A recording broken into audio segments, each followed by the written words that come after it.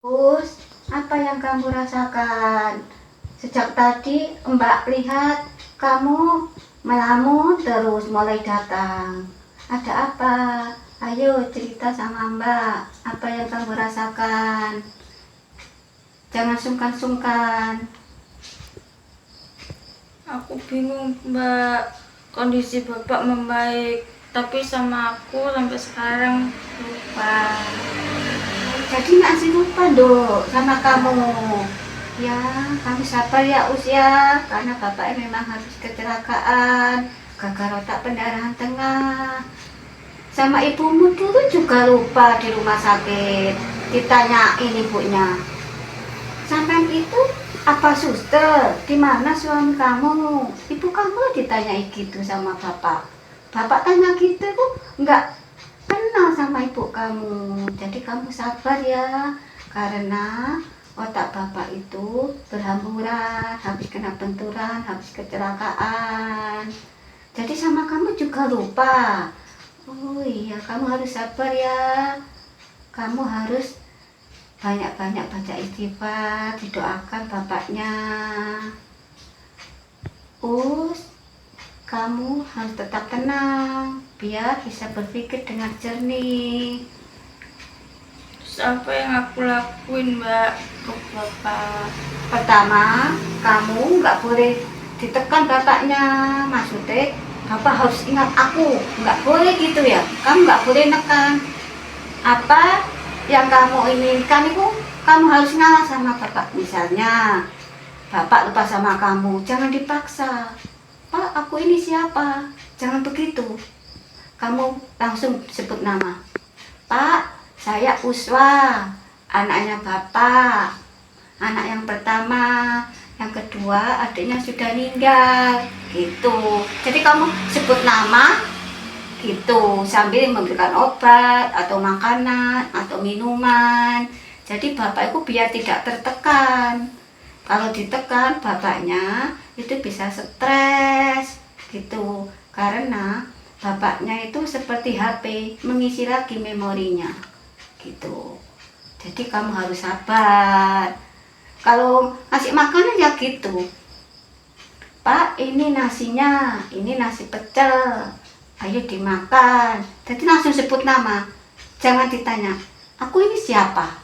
Nggak boleh itu sama dengan memaksa otak bapak untuk bekerja, karena bapaknya habis operasi. Kamu paham ya maksudnya Mbak? Yang kedua, kamu harus membiasakan bapak itu dengan stimulasi sensorik seperti bau dan pendengaran. Pendengarnya kayaknya biasanya bapaknya suka dengerin apa? Lagu, keroncong, pop-pop, dangdut, apa sholawatan. Kalau lebih baik lagi, murontalan. Itu lebih baik. Coba kamu ingat-ingat, bapak biasa suka musik apa? Oh iya, Mbak, aku baru ingat, Mbak. Bapak kan setiap hari suka dengan sholawatan di teras setiap sore. Jadi kalau masih sembuh dulu, sukanya sholawatan. Itu bagus kalau suka sholawatan. Kenapa? Sholawatan itu satu kali sholawat, pahalanya ya 10 kebaikan, 10 rahmat, 10 kejelekan itu dihapuskan oleh Allah. Itu lebih baik. Sampai harus sabar-sabar, sering-sering dengerin itu biar bapak dapat barokahnya sholawat. Itu juga proses penyembuhan bapak. Jadi bapaknya itu dikasih sesuatu yang positif gitu. Kamu harus memberi contoh yang baik. Misalnya sholawatan itu kan untuk akhirat juga, memuji Rasulullah biar dapat syafaat gitu. Ya alhamdulillah kalau sukanya kayak gitu. Terus masalah bau misalnya bapaknya suka teh apa kopi? Coba kamu ingat-ingat, bapaknya suka teh apa kopi? Teh. Suka teh. Oh, ya nggak apa-apa, setiap hari itu bikinan teh, biasanya pagi dan sore ya. Sekarang 3 kali, pagi, siang, sore, biar tahu bapak, Pak, ini tehnya, ayo diminum, masih hangat gitu.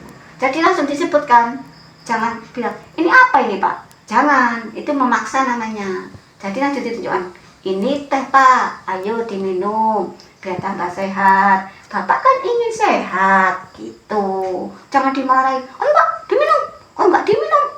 Bapak ini mau sebut Pak? Nggak boleh gitu. Itu namanya memaksa ya.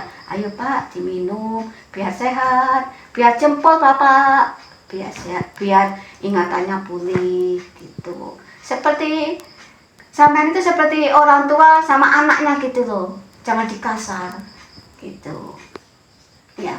Terus yang ketiga itu dengan foto, coba kamu ingat-ingat, bapak itu biasanya suka kemana dulu, pernah foto di mana sama kamu dan keluarga, masih sehatnya dulu, sering kemana coba?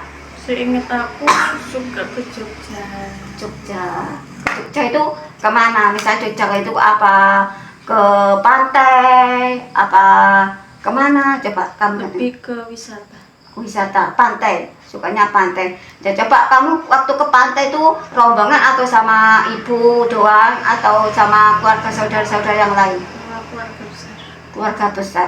Kalau sama keluarga besar, misalnya kamu tunjukkan yang kecil dulu, misalnya kamu sama bapak, sama ibunya. Ini ibu, ini namanya ini, gitu namanya ibu ini. Jangan ditanyain, ini ibunya namanya siapa? Enggak boleh ya. Ini ibu namanya ini, gitu.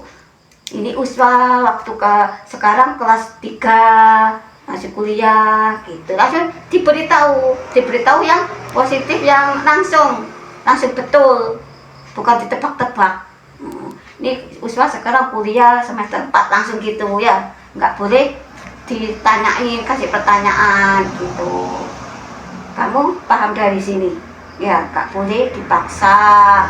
Terus lewat sensori itu tadi, bau dan pendengaran seperti musik. Ketiga, foto-foto kecil itu jangan langsung banyak. Engkau sudah apa sama ibu, oh ibunya itu namanya Bu Misia gitu, oh nama anakku Uswatun. Kalau sudah ingat baru ditambahi 1, ini adiknya ibu namanya ini gitu. Kalau sudah hafal 1 ditambahi lagi, jangan langsung 5 disebutkan, nanti pusing bapaknya ya.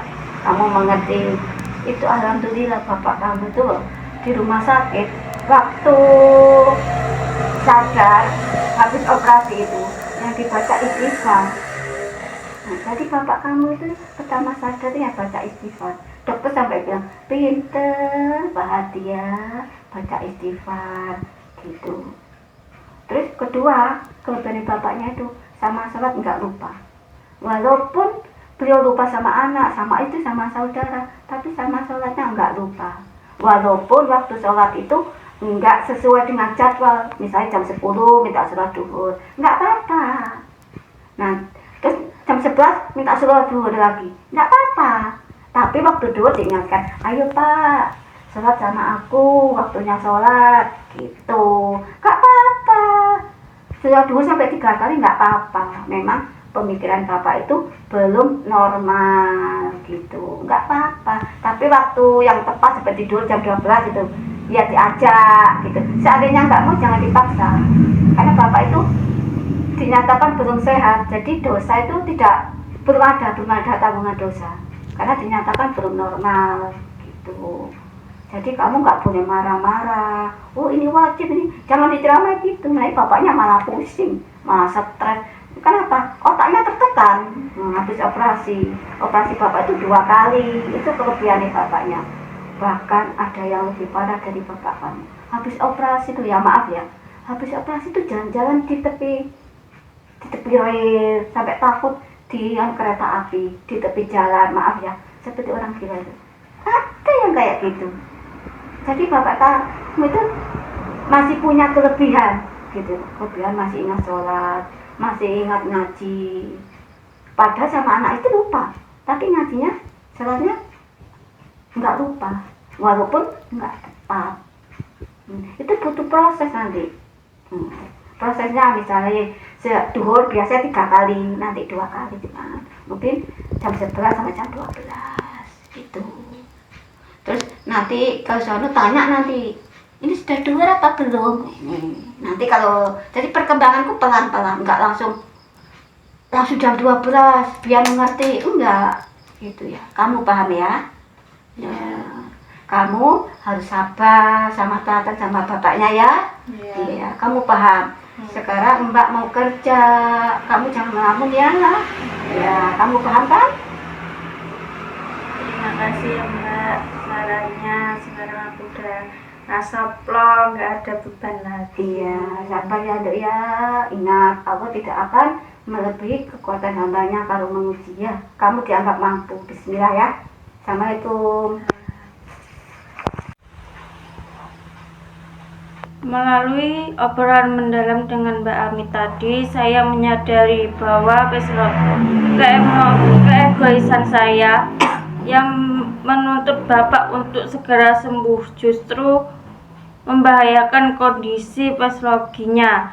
Mengalami amnesia pasti membuat Bapak merasa sangat asing, bingung, takut di dunianya sendiri. Sebagai anak, tugas saya sekarang bukan menuntut Bapak untuk mengenali saya kembali, melainkan memberikan rasa aman dan nyaman agar proses mengenali saya kembali, melainkan memberikan rasa aman, nyamanan agar proses pemulihan saraf otaknya berjalan dengan optimal. Saya belajar bahwa kesabaran, menurunkan ego, dan memberikan kasih sayang tanpa pamrih adalah kunci utama dalam merawat orang tua yang sedang berjuang pulih dari trauma medisnya.